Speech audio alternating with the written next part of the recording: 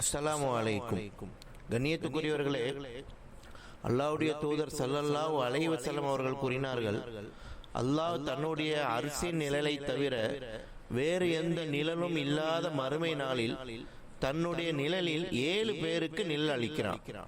அது யாரெல்லாம் சொன்னா, நீதிமிக்க ஆட்சியாளர் 1, 2வது இறை வணக்கத்திலேயே வளர்ந்த இளைஞன், 3வது தனிமையில் அல்லாஹ்வை நினைத்து அவனுடைய அச்சத்தில் கண்ணீர் சிந்திய மனிதன், 4வது எப்போதுமே பள்ளிவாசலுடன் தொடர்பு வைத்துக் கொள்ளும் இதயமுடையவர், 5வது இறை வழியில் நட்பு கொண்டு இறை வழியில் பிரிந்தவர், 6வது அந்தஸ்தும் அழகும் உடைய ஒரு பெண் தம்மை தவறு செய்ய அழைத்த போது நான் அல்லாஹ்வுக்கு அஞ்சுகிறேன் என்று கூறியவர், 7வது தம் இடம்கரம் செய்த தர்மத்தை வலக்கரம் கூட அறியாத வகையில் ரகசியமாக தர்மம் செய்தவர்.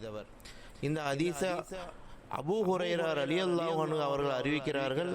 சஹீஹ் புகாரியில் 6806வது ஹதீஸாக பதிவு செய்யப்பட்டிருக்கிறது.